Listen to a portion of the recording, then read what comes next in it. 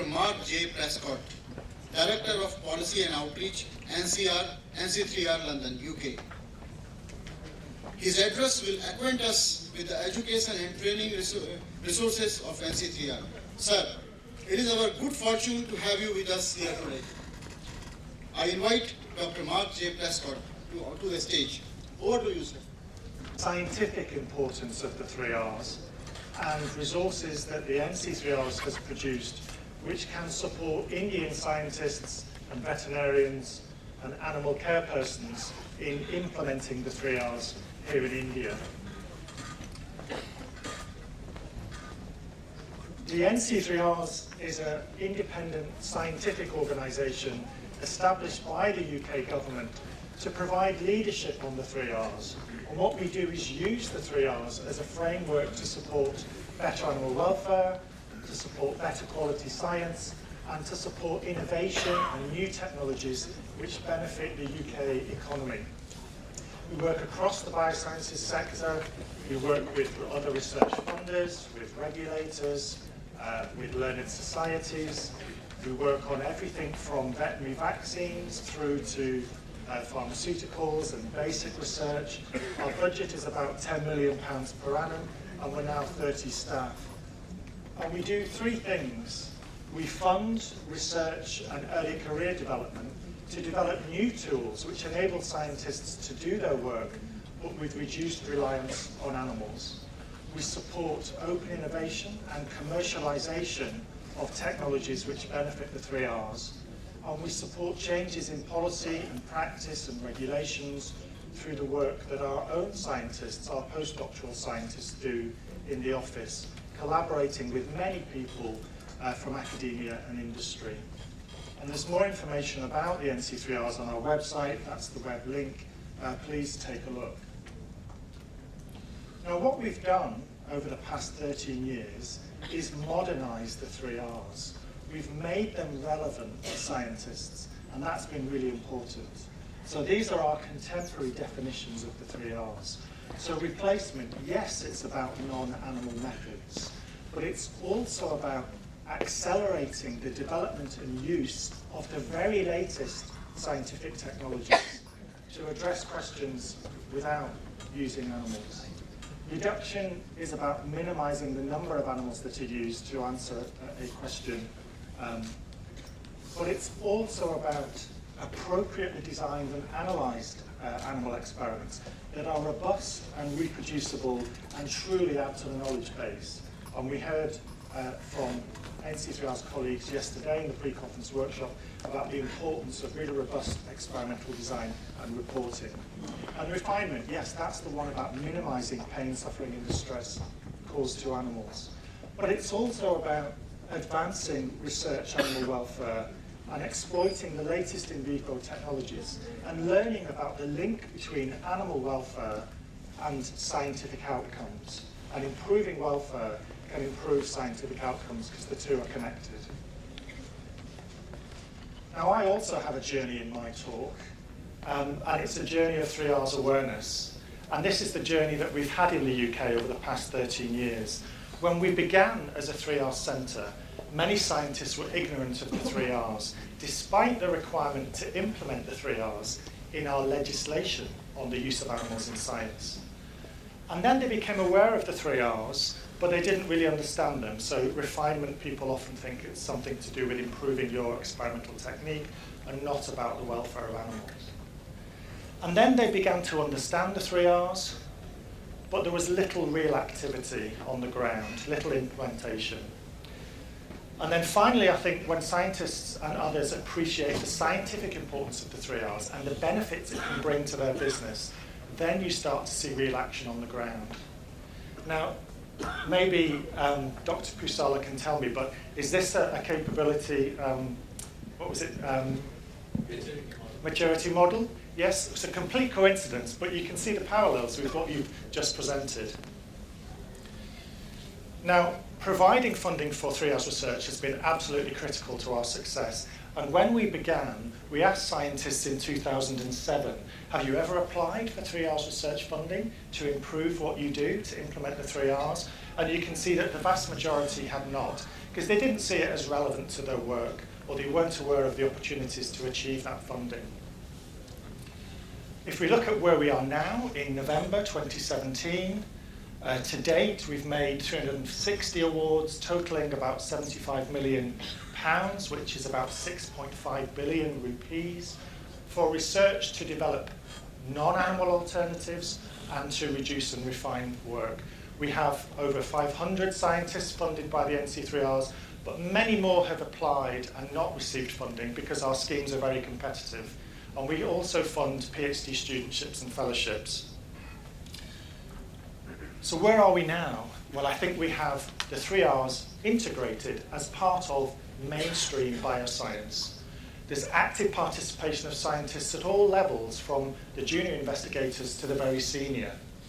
There's sustained and real progress in the 3Rs. We are seeing the improvements on the ground.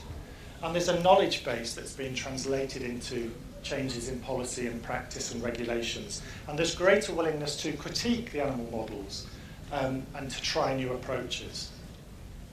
So let me share with you some of the science that we funded, the fantastic science, and the benefits it's bringing not just to animals, but also in terms of improvements to human health and benefiting the UK economy and making new scientific discoveries that you couldn't otherwise make.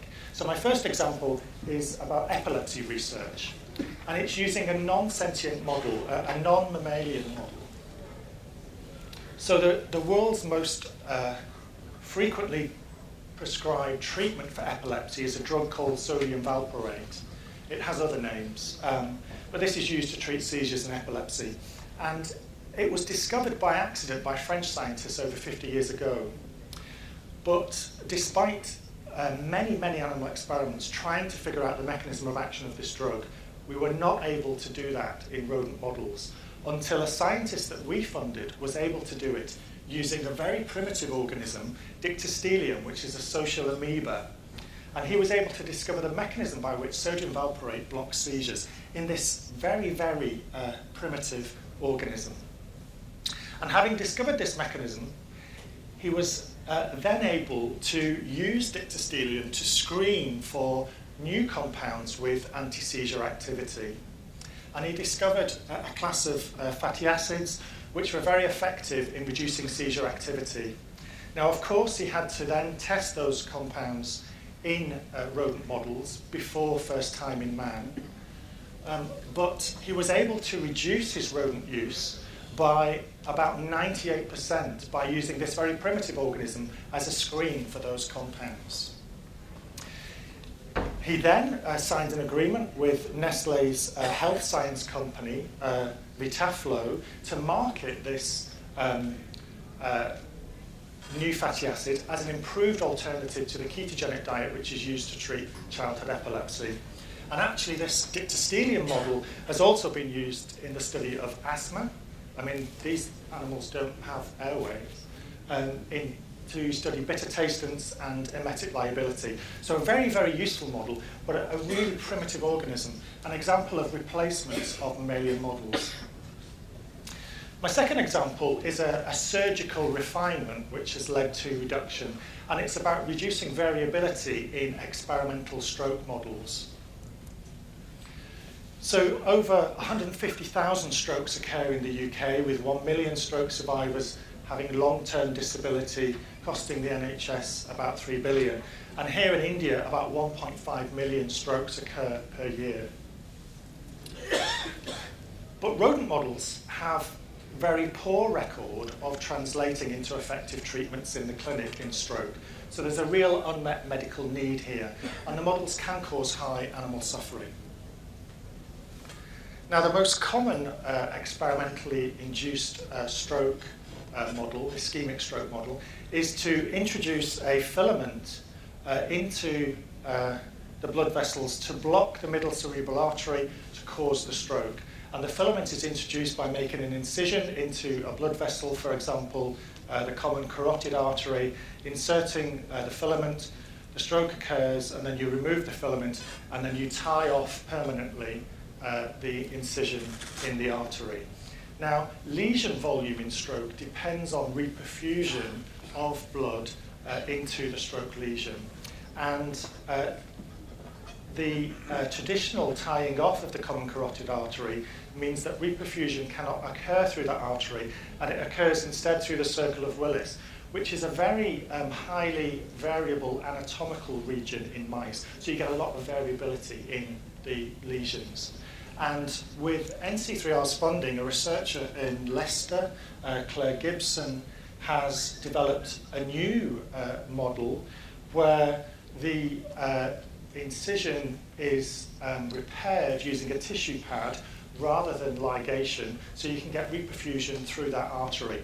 And this means that you get much more consistent lesion size, so your outcome measure is much more consistent. And this, in turn, has enabled her to reduce the number of animals required to detect an effect of a treatment. So she's been able to say, with the same degree of confidence, and establish an effect using only 17 animals rather than 52. And she's now providing training in this technique for other scientists in other stroke labs around the world with a second grant from the NC3Rs. So Claire was also a member of a working group that was led by my colleague, Nathalie Percy-Dessert, which has published guidelines on the refinement of rodent stroke models. So if you do work in stroke, I would encourage you to read this paper. And importantly, the paper highlights sources of variability in animal models of stroke, which can be used to, becoming aware of those sources of variability means you can do something about it, you can reduce that variability and make it more easy to detect, hopefully, effects for treatments against stroke.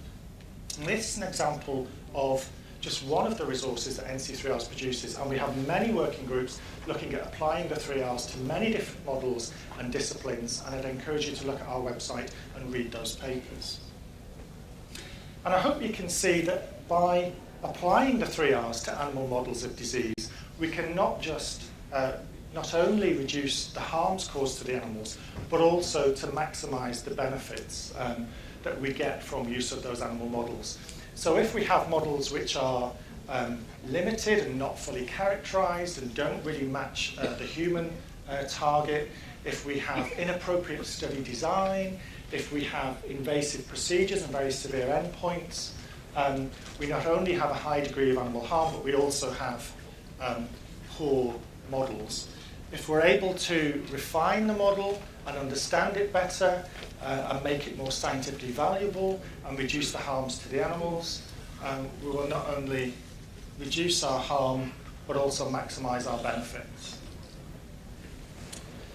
Now, the next example is about the use of genetically altered mice, and of course they are the most common animal used in research.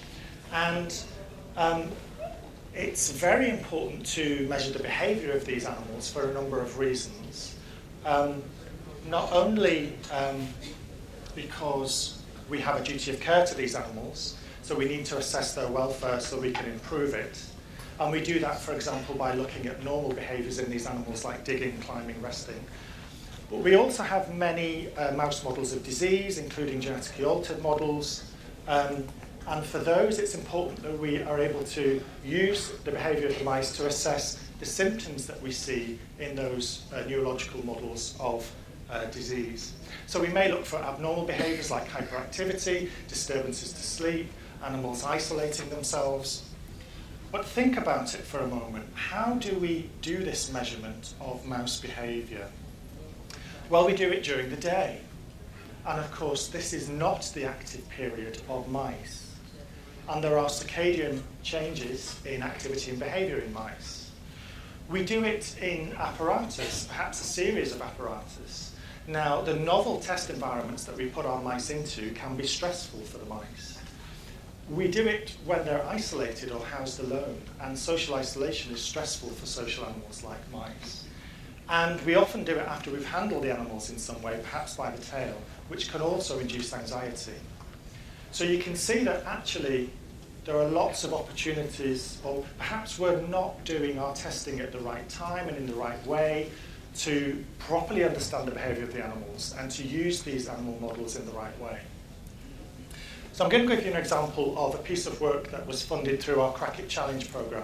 And Crack It is about big business or academia defining a challenge in their work that, if solved, would benefit not just the 3Rs, but also their business processes.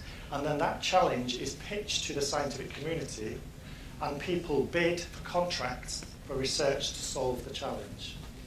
So in this challenge, which was, it's two challenges actually, one called Rodent Little Brother and one called Rodent Big Brother. Little Brother is about measuring the behavior of mice, and Big Brother is about measuring the behavior of rats. And these challenges were pitched by Sarah Wells at MRC Harwell, which is a big mouse genetics unit in the UK, and Will Redfern from AstraZeneca, who works with rats. And what they said was, what if you could monitor the activity of individual mice, but in a group, in the standard home cage, for 24 hours or longer? How can we do that? What if you could also monitor temperature? What if you could do this without surgically preparing the animal? What if you could detect convulsions automatically with automated recording of behavior? Could you do all this without having to modify the home cage? And can you do it in a standard IVC rack? So the goal here is to not just refine tests by reducing stress factors caused to the mice, but also to maximize the amount and the quality of information we get from our mouse models. And here's the solution. So the company that won the contract to tackle this challenge is called Actual Analytics. And what they did was develop this system, which enables you to record the activity and the behavior of mice 24/7, all the way through the day and the night. The mice have a RFID chip in their abdomen, and there's a base plate below the cage which has an array of antennas which record where each of the mice is in the home cage. They all obviously have different microchips, so you can reliably identify the animals. There's a video camera, a high-definition video camera, which records their behavior, and once the system is trained, it can automatically recognize the behaviors that the mice are performing. And it's a setup which fits very neatly into a standard IVC rack. So what we're doing here is we're combining all this much older technology into one system. And I'm just going to play you a video so you can see how this works. So we've got 3 mice here. You can see each of the mice has a different color and a different code in the RFID tag. And the system is accurately recording where each of the mice is within the home cage. And it can also record their behavior 24/7 automatically, a very rich data set. Now, this system is enabling us to learn much more, not just about the welfare of mice, but also about the behavioral phenotypes of these genetically altered mouse strains. So here are 3 mice, red, green, and blue. And I just want you to look at their activity in the day. You can see it's very similar for all of the 3 mice. So if you were just looking at their cage in the day, you'd probably conclude that there were no differences between these mice. But if you look at their activity during the night, you can see that the green mouse is much more active, and the blue mouse is not very active. And there's a video here of what you see when these mice are active during the night. Now, I hope you can see it. The green mouse, you can see, is racing around this cage with lots of jumping and leaping and trying to get out of the cage. Now, you don't see that behavior in the day. There's no difference between the animals in the day. When you watch them at night, look at that mouse. That's not a normal mouse. And then we've got this blue mouse here, which is on the tube, which is doing nothing. It's not looking very well. Now, in the day, again, you wouldn't see this, but when you use this system to record at night, you can automatically see triggers that may be a welfare problem. So the system is telling us that actually mice in the home cages are relatively sedentary. There are big strain differences in activity. The activity of one mouse can affect another. Welfare issues, we may not be reliably able to identify them in the day just by looking at the animal's cage side. And this system is giving you really unique insights into the different behavioral phenotypes of the genetically modified strains at this research centre, which is really useful, scientifically valuable information. So I hope you can see that there are many different technologies, from things like stem cells, organs on chips, computer modelling, that are being used to generate new, improved tools and approaches that scientists can use in their work, which are benefiting the 3Rs, but are also delivering benefits to science. Things like automation, more high throughput technologies, removal of unwanted variation, getting more information from the animals that we do use, improved business processes, and all of this is scientifically useful. So I'm going to give you one more example, and this is actually an example that won a prize from the NC3Rs in 2010. And incidentally, our International 3Rs prize is still open until the 4th of December. It's for a piece of work published in the last 3 years which benefits the 3Rs. It's an international prize, so if any of you have published work which you think benefits the 3Rs, I'd encourage you to submit your paper for this prize. There's a large research award and also a personal award to the individuals. The deadline is the 4th of December, so if you are going to submit a paper, you need to do it quickly. So my fourth example is actually about handling of laboratory mice, and most of you will use mice. And the prize was won for a paper published in 2010 in Nature Methods. And the researcher, Jane Hurst at the University of Liverpool, discovered that when we handle mice by the tail, when we pick them up by the tail, this causes high anxiety. Hands up if you pick up your mice by the tail. It is the most common method. It's the method that is taught in many of the textbooks. Most people use it. But actually, mice that are handled by the tail, they urinate more, they defecate more, they bite more, they vocalize more, they avoid the human hand. And all of that is telling you that the animals are anxious and stressed by the tail handling. But you don't see those responses when the animals are, first of all, encouraged into a tunnel, and you handle them with a tunnel first, or you use cupped hands. So just to give you an example of some of the data, here you can see some real data. The mice that are handled by the tail are very reluctant to voluntarily interact with the human hand. But if you handle them by the tunnel or the cup, then they're much more willing to approach the human handler. And if you want to see what that looks like, I'll just show you on the videos. So at the top we have tail-handled mice. Could you just have a look at the mice behavior? Where are the mice going? They're going away from the hand to the front of the cage. This one is trying to get out of the cage. They may go up to the hand, but they'll sniff it just very briefly, and then they'll rush away again. That's typical of a tail-handled mouse. If we compare that behavior with a tunnel-handled mouse, you can see that the mice are much more comfortable approaching the human hand, sniffing the hand, interacting with the hand. So this very simple change can have a very big impact on the behavior and the welfare of your mice.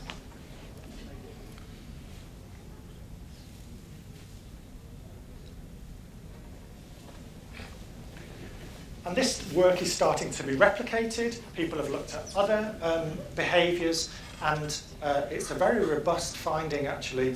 The effect sizes are really large for these effects, but it's very robust. You can see that in almost any of the measures, animals which have been handled by the tail show greater anxiety than they do with tunnel and cup. But this is also scientifically important, because the researchers published a new paper in 2017 in Scientific Reports, and this is about the effect of handling method on behavioural responses of mice in behavioural tests. Now, a very common method, a very common test of discrimination used in behavioural phenotyping batteries is something called the habituation-dishabituation test.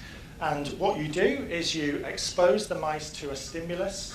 The first time that they see that stimulus, they will interact with it, they'll sniff it, they'll try and learn about that novel stimulus, and then you present the same stimulus again, and their interaction drops off because they're more familiar with it, and you present it a third time, and again you see reduced interaction because it's not novel anymore, the mice are used to it, and then you present a new stimulus, and you see interaction with that new stimulus increase because it's novel. So the mice can tell the difference between those two stimuli, and you know that from this classic kind of U-shaped curve that you get.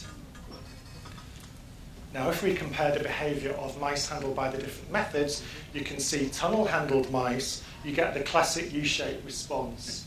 Whereas the cup-handled mouse, you still get the U-shaped response, but it's a bit more variable. But what is happening with these tail-handled mice? We've got no data. They're not interacting with any of the stimuli. Why are they not doing that?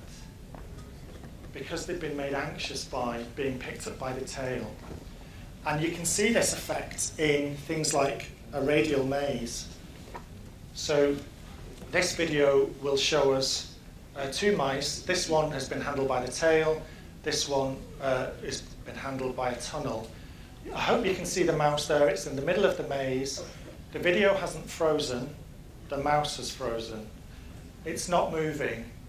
It will defecate in a minute. It won't explore any of the arms. You're not really getting data from this animal. It's not very useful, and it's all an artifact of the way that you've handled it. Whereas the tunnel-handled mouse, you can see it's going into all of the arms almost immediately. It's learning, it's generating data that is useful. So there are lots of benefits to these new handling methods, and I would encourage you to implement them. And NC3Rs has lots of resources to support you in doing that. Now you may say, oh well, that's all well and good, but how long does it take to handle the mouse by the tunnel or by the cup? Well, initially, because it's a new technique, it will take you longer and you need to learn to become competent. But once you are competent, research shows that it is just as quick to handle the mice in this way than by using the tail. And I mentioned the resources that we have available on our website. We have posters about the mouse handling. I've visited a number of facilities while I've been here in India. I've seen these posters on the wall. I think that's absolutely fantastic. We have other resources. We have videos to show you how to get this technique right. We've hosted workshops. So come along to our stand, collect a poster, and have a look at our website and use this technique. Now I'm going to shift now to just highlight a couple of other resources that the NC3Rs has that may be useful to you in your work and in implementing the 3Rs in India. So we have a very comprehensive website. It covers not just our research funding opportunities, which unfortunately are only open to scientists in the UK or Europe, but we do host a lot of events which you're welcome to come along to. We have a newsletter. Our resources are freely available. We have details of all of the science that we've funded, so please take a look at the website. In fact, I know many people are doing that already in India because I had a look at our website traffic for the past year. And we get most of our traffic from the UK, as you might expect. We get a very large amount from the US. There's high demand for what we do on the 3Rs around the world. But I'm really pleased to say that India is third in our country rankings for visits to our website in this past year. And I think that's really great. You're clearly interested in what we do and using what we do. We've got lots of different types of resources, from websites to guidelines to pages on the website. Natalie will talk about our resources on experimental design this afternoon.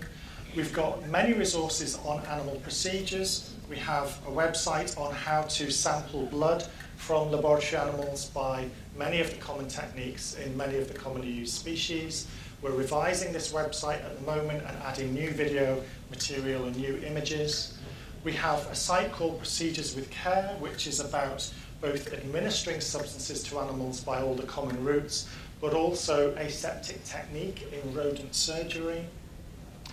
We cover all the common routes of administration. We have high definition quality videos to show you how to perform these techniques in the most humane and competent way. The same thing, we have high definition videos for aseptic surgery in rodent, aseptic technique in rodent surgery, how to prepare the animal, prepare the environment, prepare the surgeon. I'd encourage you to have a look at those videos. We have some e-learning resources. We have one on laboratory animal anesthesia. These are really nice because they give you lots of information and then they put the user of the e-learning resource into a real-life scenario where, for example, your gaseous anesthetic machine may stop working and you have to decide what are you going to do next. And the system can record your responses to see whether you're answering correctly or incorrectly and give you feedback. We also have an e-learning resource on recognizing pain, suffering, distress in mice and rats and zebrafish, and we have another e-learning resource which is about euthanasia techniques for mice and rats. So please have a look at those. I don't know if any of you work with primates. That's my background. I trained as a primatologist. We have a number of websites on primates, including one on the behavior and care of macaques, with videos from facilities all over the world about how they keep the macaques, how they manage them, how they care for them. A very informative site. We've produced some posters on the grimace scales, which can be used to assess pain in laboratory animals alongside other indicators of pain. We have copies of these posters at the NC3Rs stand, so if you're interested, please come along and obtain those posters. We have pages on the housing and husbandry of laboratory animal species. Again, videos, images, text, guidelines, references. We have information on genetically altered mice, which many of you will work with. And we also have a very large team at the NC3Rs who work on toxicology. They've published over 40 papers on efficient study designs in toxicology and refinements that can be made in toxicology and safety pharmacology studies. All of that information is freely available on our website. So I'm finishing now. I just wanted to say that I hope the many ways that we contribute to the education and training of scientists in the UK can do the same here in India. Do use our resources. If you'd like to keep up to date with what we do, we have the newsletter. It's a monthly newsletter. You can subscribe through the website. I'll be here for the whole of the conference. Feel free to chat to me. And thank you again for the invitation. This scary video of how we pick the tail. They probably did not have the right animal model or animal technique, and that's like billions of dollars and no cure for a disease. This is very scary. Thank you. Just a statement. Any questions? I have a comment related to what he's saying. So in the neurodegenerative diseases field, and later in my talk I'll be showing a video of the same thing. There are assays that actually involve picking up the mouse by the tail and inverting it and seeing how it, hind limb clasping, it's called. So what do you suggest in such cases where it is part of the protocol? Yeah, so this question has been asked before. So the general advice is to minimize handling by the tail, and in particular picking the mouse up from the cage using the base of the tail. It appears to be that's the thing that they don't like. But there will be occasions where you do need to handle the tail. So I'm aware that there are some assays where you would be looking at maybe the back limbs of the mice, their legs and the conformation of the legs, and you'll need to use the tail for that, or perhaps sexing, or maybe when you scruff the mouse, perhaps you handle the tail. And that's fine. And actually the research has shown that once the animals are used to being picked up by the tunnel or the cup, if you then need to scruff them or manipulate the tail, you don't see that anxiety response. Once you've almost habituated them to handling, they don't show that anxiety when you do need to use the tail, but it should be only where it's absolutely necessary. Hello. Can I ask a question, please? Hello. Yeah, I'm Atul Johari from School of Life Sciences, Jawaharlal University. This question is related to the non-human primate centers. We were having 8 in United States, and one was closed down in year 2015 because of the death of 4 primates in 2010, and they were dehydrated basically. So how about the regulations you are having in United States or in England or in India? We do not have this kind of facility, even in the Southeast Asia. Probably one is there in Malaysia. And most of the research, what you work on related to neurodegenerative diseases, you cannot go directly from mice to human beings. So I would like to know your comments on this, please. Do you know why the animals were dehydrated? They were given some sort of samples they were tasting on. I don't remember exactly what went wrong, but that was closed down. Okay. So maybe just some comments. So we do have primate facilities in the UK, both in industry for toxicology and safety pharmacology studies, assessing new pharmaceuticals, and we also have universities who use primates for basic research, mainly neuroscience, and I believe that it is possible to strike a balance between doing those studies in non-human primates and implementing the 3Rs and providing a good standard of animal welfare and care. And I'd be happy to talk to you about how that you could achieve that balance. Yeah, Harvard was fined $25,000 because probably they were not following the instructions given by the government that time. Yeah, well, we do have penalties in the UK under our regulatory system. If people contravene the regulations, then they can lose their license to perform animal research, or there can be other types of penalties. The reason I asked about dehydration is because many of the neuroscience studies will use fluid control to motivate the animals to perform behavioural responses, and there is a risk of dehydration if the fluid control protocols are not implemented appropriately. And I published a paper on this in 2010, so it may be of interest to some of the people that you work with. Opportunities to improve those protocols to give the animals better welfare. Thank you. Good morning. I'm from Hyderabad. I happen to work with the National Center for the Variability Sciences. And I would like to acknowledge here that we have immensely benefited from some of the videos on technique, right from handling the mouse to even sexing the day-old mouse and even separating the male-female at the time of separating the animals from the mother. So you have provided the immense quantity of literature which has benefited in our training programs, and these training programs have been carried out in our center from 1966 at Bombay Cancer Research Institute, and in 1976 it was shifted to the National Institution premises, and then thereon we have two levels of training program. One is 6 weeks program for the lower level of technicians, and another one is lasting for 12 weeks.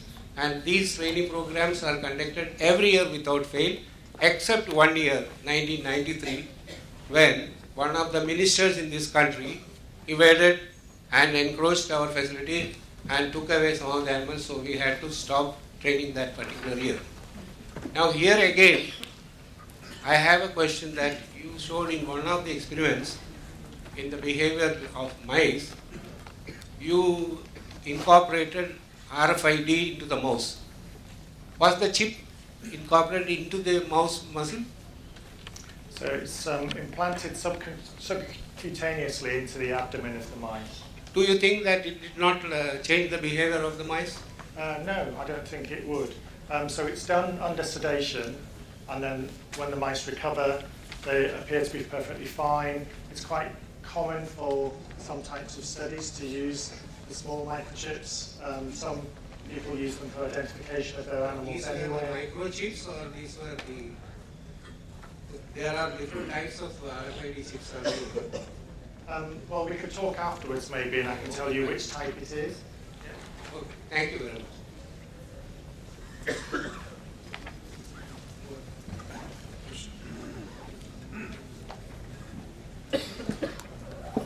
Since rodents are active during night, as you showed in your PowerPoint, and here some of the labs are maintaining that light cycle during daytime, some of the labs are maintaining during night time. So what NC3R recommend? Yes, what will be the light cycle? Well, we don't have any official recommendations on that. My point was just that if you don't look at the behavior of the animals when they're most active. So they are active during night? Yes. So if you don't do any recording at night, then you're missing the majority of the mouse behavior, and that's data that could be useful to you. So the principle of recording of the animals during their active period at night is a good one, but it will depend on how important that is, will depend on your study, what questions you're asking, what facilities you have, and things like that. Any other questions? Yeah. Thank you, Dr. Prescott, for your informative talk. Now I would like to invite Dr. Veena Pillai to present a memento to Dr. Prescott.